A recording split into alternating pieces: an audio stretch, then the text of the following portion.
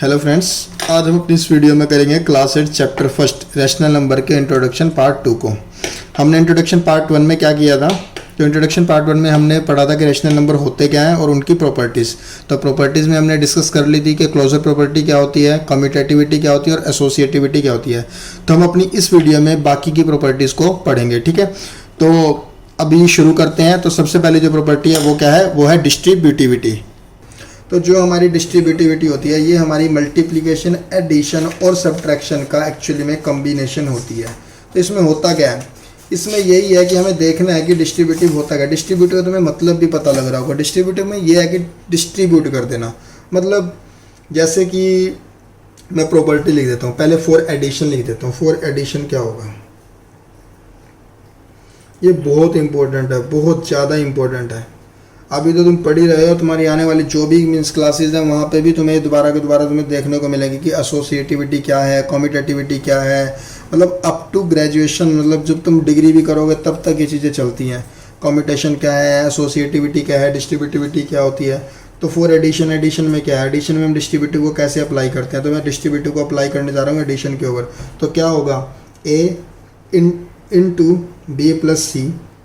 कहने का मतलब क्या हुआ? मेरे पास 3 रेशनल नंबर हैं, तो मैंने b प्लस सी का ऐड किया और मल्टीप्लाई किया किसी तीसरे रेशनल नंबर a से। तो वो जो मेरा रिजल्ट है वो इक्वल होगा a into B plus a into C को। मतलब अगर मैं उन रेशनल नंबर को, जैसे a को b से अलग से करता हूँ और a को c से करता हूँ और फिर उसमें ऐड करता हूँ, तब वो हमारा रिजल्ट क्या होगा? इक्वल होगा। एग्जाम्पल ले लेता हूँ, इसको ध्यान से करना। ये क्वेश्चन है, मैं बार बार बोल रहा हूँ, बहुत इंपॉर्टेंट प्रॉपर्टी है। फॉर एग्जाम्पल, तो एग्जाम्पल में अगर मैं लूँ तो मैं क्या करूँगा? ए की मैंने कुछ भी वैल्यू ले ली। ए को मैं ले लेता हूँ, मान लो भाई 4/5 ले लिया मैंने।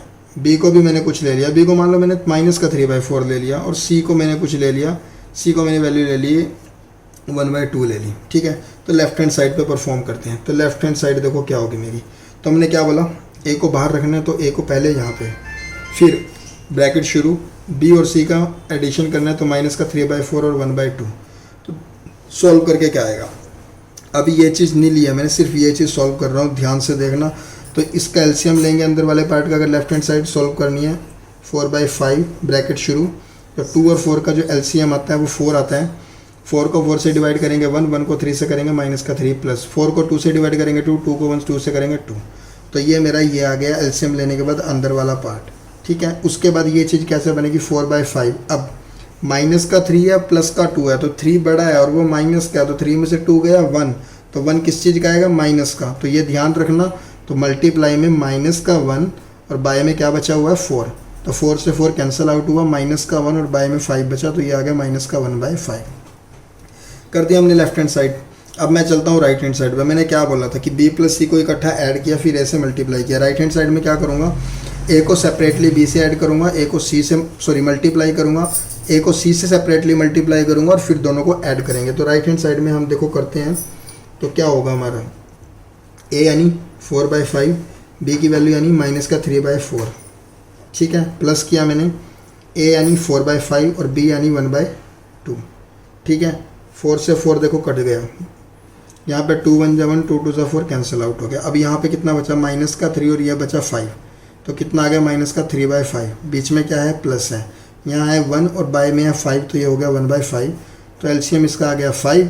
5 को 5 से किया 1 और 1 को -3 से मल्टीप्लाई किया 3, फिर प्लस 5 को 5 से किया 1, 1 को 1 से मल्टीप्लाई किया 1, तो -3 में से 1 गया माइनस का 2/5।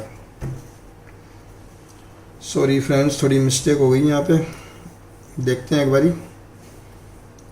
4/5 हमने किया था और माइनस का 3/4, 4 से 4 कैंसिल आउट हुआ, माइनस का 3/5 आ गया, प्लस 2 को 2 से किया। देखो यहाँ पे 2 बन जा 2, यानी ये 2 आना था, तो ये 2 होता, तो -3 में से 2 गया माइनस का 1।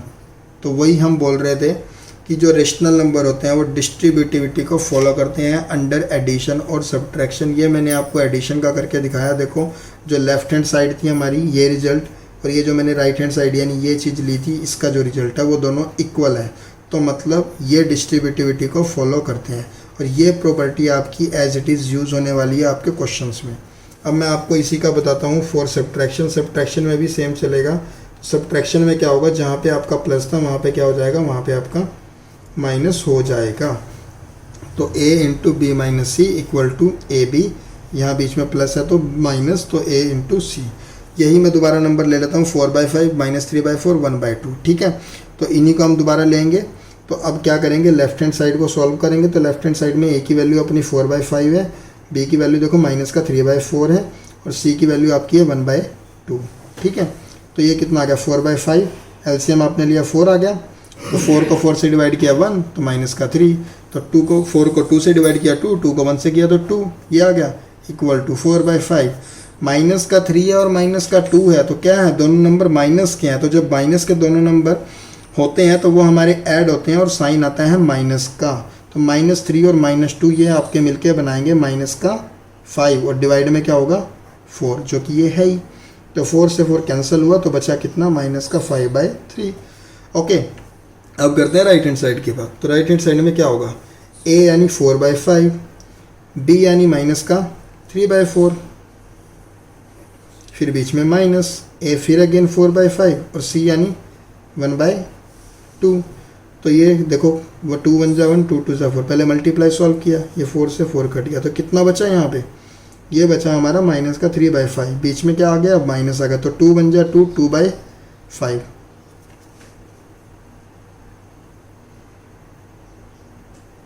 ये फिर लगता है कुछ प्रॉब्लम है। 4 एलसीएम माइनस का 1/5,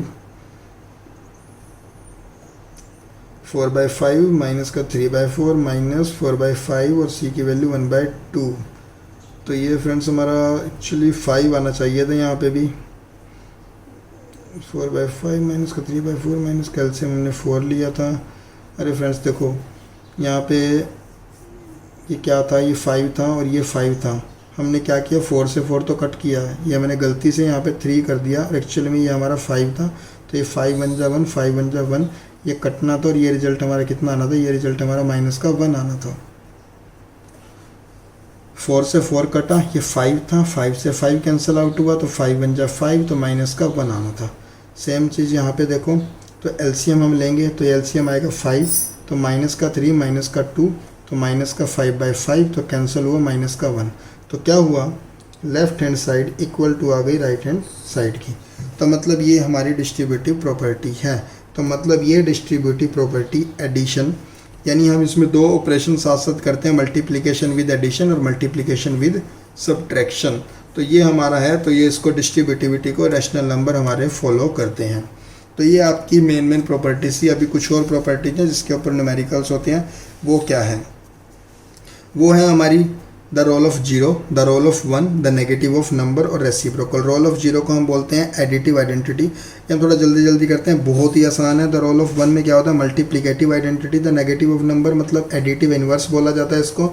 रेसिप्रोकल का मल्टीप्लिकेटिव इनवर्स बोला जाता है, ठीक है।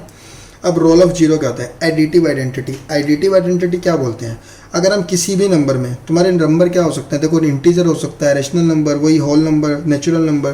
तो मतलब यहाँ पे हम बात कर रहे हैं रेशनल नंबर की, तो मैं सिर्फ आपको उसके लिए ही बताऊंगा। तो रेशनल नंबर में क्या होगा कि अगर आप किसी रेशनल नंबर में जीरो को ऐड करते हो, आपको पता है कि जीरो में आप किसी भी नंबर को ऐड करो तो आपको दोबारा से क्या मिलता है, वही नंबर मिलता है। तो इसको हम बोलते हैं एडिटिव आइडेंटिटी। मतलब जो जीरो होता है वो किसी भी रेशनल नंबर के लिए एडिटिव आइडेंटिटी होता है। मतलब मैं यहाँ पे क्या लिखूँगा, जीरो इज, पहले हम देख लेते हैं एग्जाम्पल देख लेते हैं। फॉर एग्जाम्पल जैसे क्या लिया मैंने, मैंने रेशनल नंबर ले लिया, सपोज करो कोई भी एक ए रेशनल नंबर ए ले लिया मैंने 1/2 को, ठीक है, फॉर ए इक्वल टू 1/2। तो देखो यार 1/2 में आप जीरो को ऐड करो, तो 1/2 प्लस जीरो यानी 1/2। या फिर हम क्या कर सकते हैं, जीरो में हम 1/2 को ऐड कर सकते हैं, तो ये भी कितना आएगा 1/2। क्योंकि आपको पता है जीरो में हम किसी भी नंबर को ऐड करते हैं तो वो हमेशा वही नंबर मिलता है। तो क्या हुआ, यानी जो जीरो हुआ तो वो हमारा एडिटिव आइडेंटिटी है। तो हम लिखेंगे the zero is additive identity for rational number. Important property है, क्वेश्चन आएगा, ध्यान से देखना। सिर्फ यही क्वेश्चन पूछेगा, तुम्हें क्या देगा, क्वेश्चन दे देगा और ये पूछेगा कि बताओ कि इसमें कौन सी प्रॉपर्टी है आपकी। तो ऐसी भी हो सकती है कि zero is the additive identity for the rational number बहुत ही इंपॉर्टेंट है भाई ये।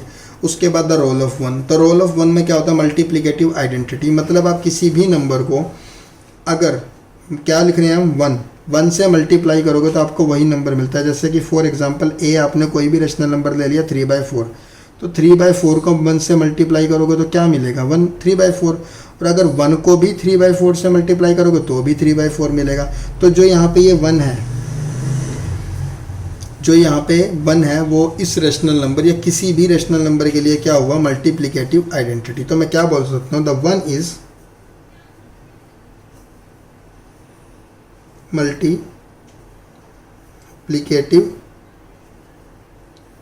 Identity for rational number. Okay, चलो अब दो और बचे हैं हमारे, जल्दी जल्दी से कर लेते हैं। Negative of a number. Negative of number में क्या होता है, इसको हम बोलते हैं एडिटिव इनवर्स। क्या होता है ये हमारा एडिटिव इनवर्स। अब एडिटिव इनवर्स में क्या होता है, एडिटिव इनवर्स क्या होता है कि अगर आप किसी नंबर में एक दूसरा नंबर या उस नंबर का नेगेटिव ऐड कर देते हो तो आपको जो रिजल्ट मिलता है वो क्या हो जाता है, वो आपका 0 होता है। मतलब कंडीशन क्या हुई, जैसे फॉर एग्जांपल मैं आपको एग्जांपल देके समझाता हूँ। कोई भी आप नंबर ले लो, जैसे मैंने लिया 2/3, इसमें मैंने इसका नेगेटिव 2/3 का नेगेटिव क्या हुआ, माइनस का 2/3। जब 2 में माइनस का 2/3 ऐड करोगे तो आपको रिजल्ट क्या मिलेगा, 0। और अगर आप माइनस के 2/3 में इसका नेगेटिव क्या हुआ, इसका जब नेगेटिव का भी नेगेटिव करते हैं तो वो पॉजिटिव हो जाता है। तो इसमें अगर आप 2/3 ऐड करोगे तो तब भी एक माइनस का नंबर है, एक प्लस का, दोनों कट जाएंगे तो रिजल्ट कितना मिलेगा, फिर से 0। तो ये चीज़ हमारी क्या होती है, नेगेटिव ऑफ अ नंबर। तो हमसे पूछता है और इसी को हम बोलते हैं एडिटिव इनवर्स। तो कहने का मतलब क्या हुआ कि 2/3 का अगर कोई आपसे पूछे एडिटिव इनवर्स कितना है तो वो कितना होगा, माइनस का 2/3। अगर कोई आपसे ये पूछ ले कि माइनस के 2/3 का एडिटिव इनवर्स क्या है, वो कितना होगा, 2/3। ये सिर्फ मैंने एक रेशनल नंबर का एग्जांपल लेके आपको समझाया है। आप इस तरीके से कोई भी रेशनल नंबर को लेकर बता सकते हो। जैसे कोई पूछ ले कि 1 का एडिटिव इनवर्स क्या होगा, तो -1। और अगर कोई पूछ ले -1 का कितना होगा, तो 1 होगा। क्लियर है, तो यही चीज़ है। तो एडिटिव इनवर्स में यही होता है कि किसी भी रेशनल नंबर के लिए अगर हम ऐसा करते हैं, जैसे कि अगर मैं बोल लूँ तो ये क्या होगा, कोई भी हमारा रेशनल नंबर है, for a rational number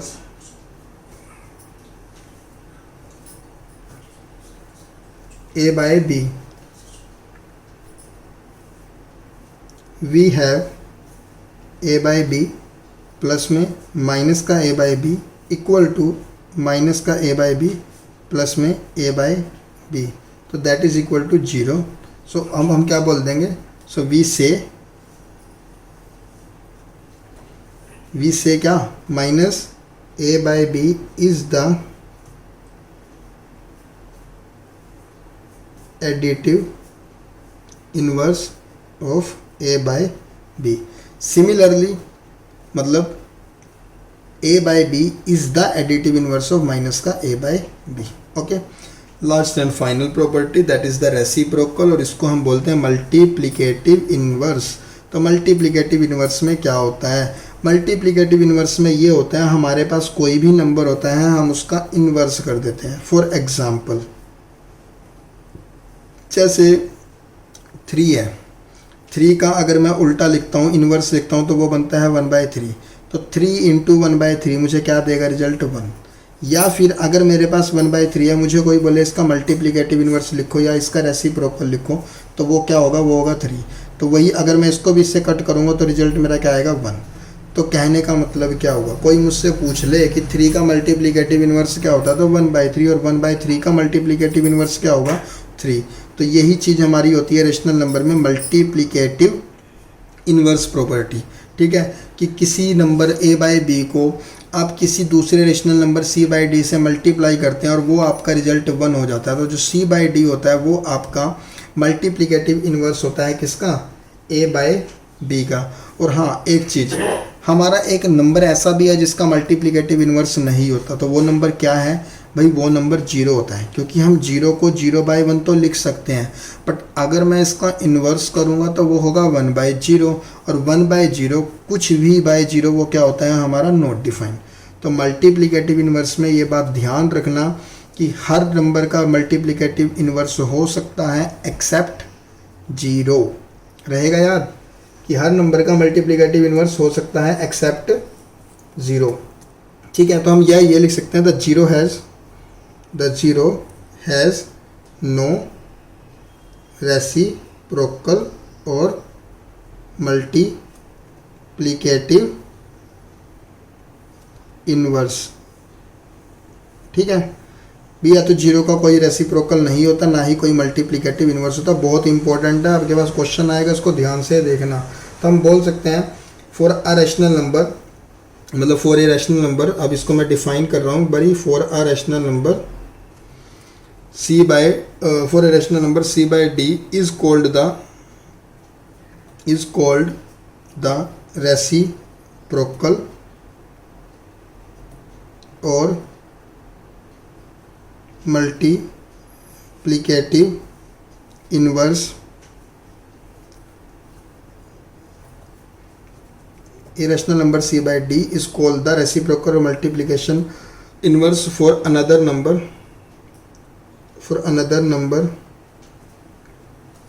A by B if क्या हो, मतलब अगर कंडीशन हो if A by B multiply C by D equal to क्या होगा 1। मतलब अगर इन दोनों नंबर को हम मल्टीप्लाई करें और मुझे 1 मिल जाए तो मैं क्या बोलूँगा, जो C by D है वो इस नंबर का क्या है, हमारा मल्टीप्लिकेटिव इन्वर्स है। और इसका उल्टा भी होगा कि अगर मान लो यहाँ पे कोई A by B नंबर है, वो मल्टीप्लिकेटिव इन्वर्स कब होगा, जब यहाँ पे C by D से मल्टीप्लाई करने पे मुझे क्या दे दे, 1 दे दे।